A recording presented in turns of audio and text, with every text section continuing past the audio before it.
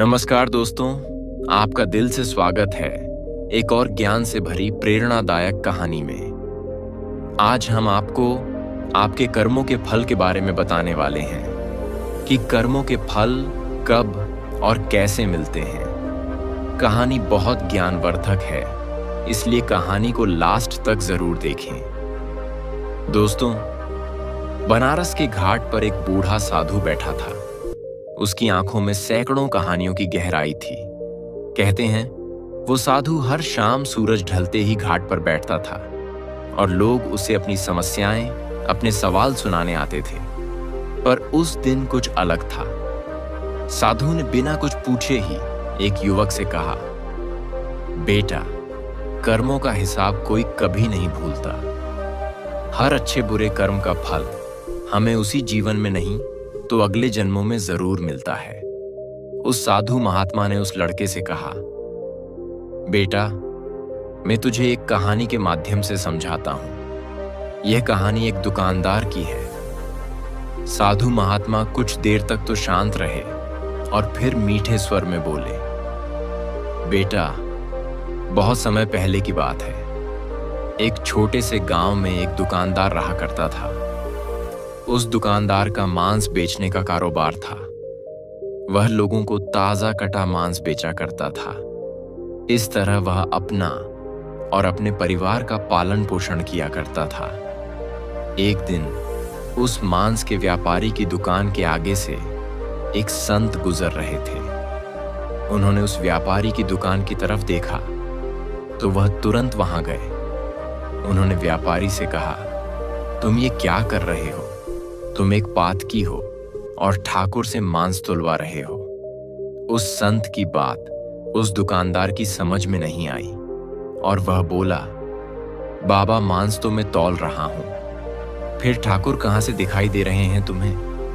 दुकानदार की इस बात पर संत जी ने कहा, देखो, तुमने मांस तौलने के बाट की जगह सालिग्राम जी को रख रखा है। तुम सालिग्राम जी से मांस तौल रहे हो।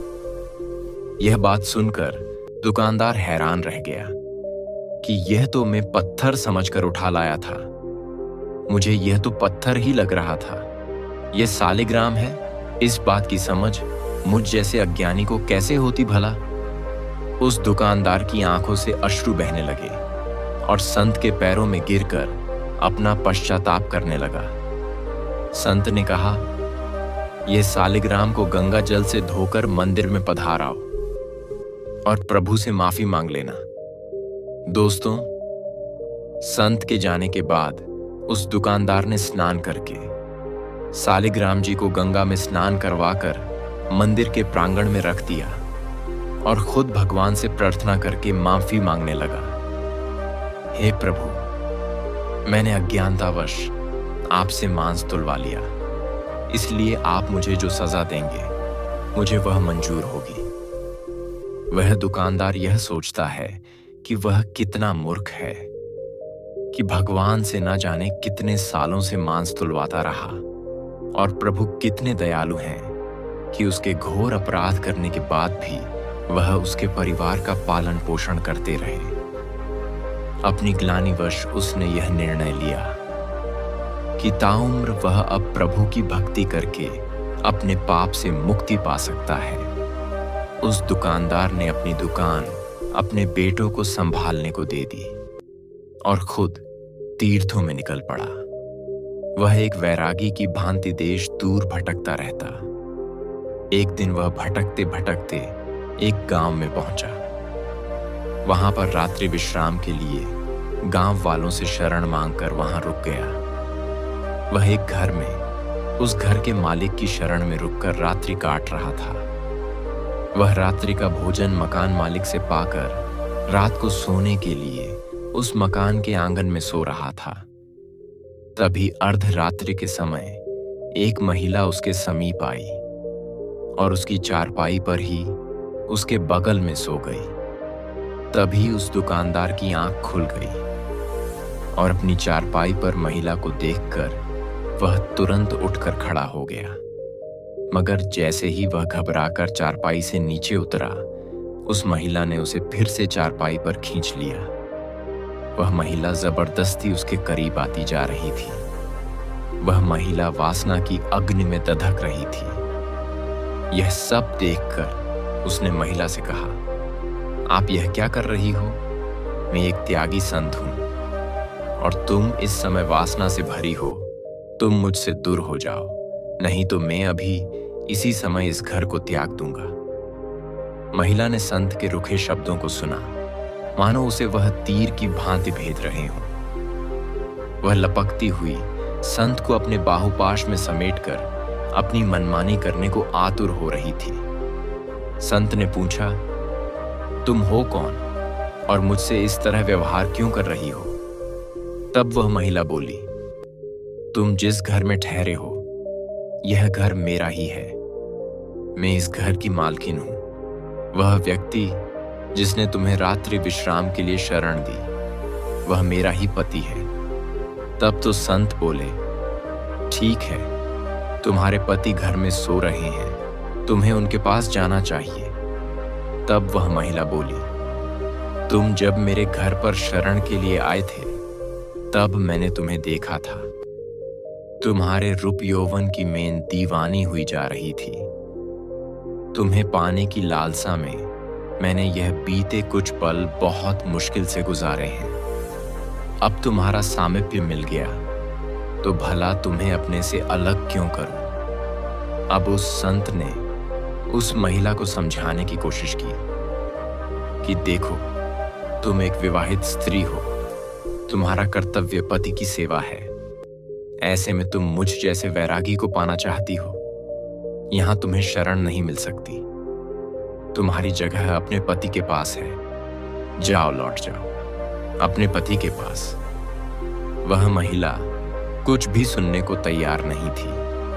तब वह बोली, अच्छा, तो मेरे और तुम्हारे बीच मेरा पति आ रहा है। अगर मेरा पति नहीं होता तो क्या तुम मुझे अपना लेते? वह तुरंत घर के भीतर गई। उस महिला ने घर पर रखी पति की तलवार को निकाला और उस तलवार से पति पर वार कर दिया। उसका पति वहीं मर गया।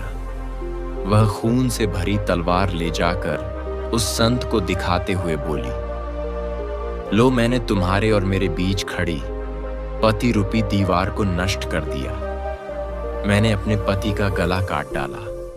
अब वह कभी हम दोनों के बीच में नहीं आ सकेगा। बेचारा वह संत यह सब देखकर वहां से भागने लगा। बहुत कोशिश के बाद भी संत वहां न रुका तो उस महिला ने उस तलवार से खुद पर वार किया और सदैव के लिए खत्म हो गई। संत जैसे तैसे वहां से निकलकर भागे और बहुत दुखी रहने लगे। उनका दुखी चेहरा देखकर एक संत ने उनसे कहा, लगता है तुम बहुत दुखी हो। क्या बात है जो तुम्हें इतना परेशान कर रही है?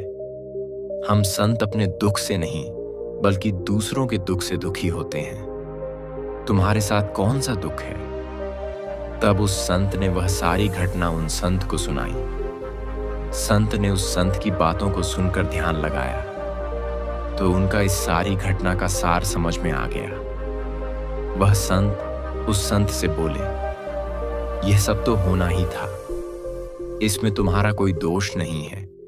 अब तुम शांत मन से भक्ति करो। तब वह संत बोले कि यह सब होना ही था, इसका क्या मतलब है?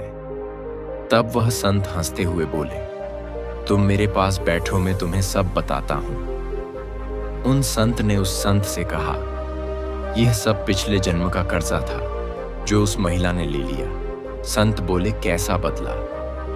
अब संत उन्हें बताने लगे, पूर्व जन्म में तुम प्रभु भक्ति के लिए घर बार छोड़कर शून्य स्थान में रहते हुए भक्ति करते थे। एक दिन जब तुम ध्यान मग्न होकर प्रभु भक्ति कर रहे थे तभी वहां से एक गाय भागते हुए आई और तुमने गाय को देखा मगर चुप रहे। गाय को एक कसाई पकड़ना चाहता था। गाय उस कसाई से बचती हुई भागती हुई वहां आई थी। गाय तुमसे अपने बचाव की उम्मीद से देखने लगी मगर तुमने भक्तिवश उस पर ध्यान नहीं दिया तो वह डरती हुई कहीं और जाकर अपना बचाव करना चाहती थी। वह वहां से चली गई। तभी उसके पीछे पीछे भागता हुआ वह कसाई तुम्हारे सामने हाथ में तलवार ले आया। तुम जिस स्थान पर बैठे थे वह ठीक चौराहे पर बना हुआ था। वहां से 4 मार्ग निकलते थे, इसीलिए कसाई वहां रुका। उसे समझ नहीं आ रहा था कि वह गाय कहां गई। चारों तरफ नजर दौड़ाकर वह कसाई तुम्हारे पास आया और तुमसे उस गाय के बारे में पूछा कि तुमने किसी गाय को यहां से भागते हुए देखा है। तुमने उस कसाई की तरफ देखे बिना बंद आंखों से ही उस रास्ते की तरफ हाथ कर दिया जहां वह गाय भाग कर गई थी। वह कसाई तुम्हारे इशारे को देखकर उसी रास्ते पर चला गया जहां वह गाय भागती हुई गई थी और उस गाय को कसाई ने अपनी तलवार से मार दिया था। अब वह संत हैरान होकर उन संत से बोले, उस गायब कसाई से मेरी इस घटना का क्या वास्ता? संत हंसते हुए बोले, हाँ, उस घटना से ही तुम्हारी इस घटना का संबंध है। क्या तुम जानते हो वह मकान मालिक व उसकी पत्नी पूर्व जन्म में कौन थे? अब वह संत विस्मित होकर देखने लगे। संत ने उन्हें आगे बताना शुरू किया।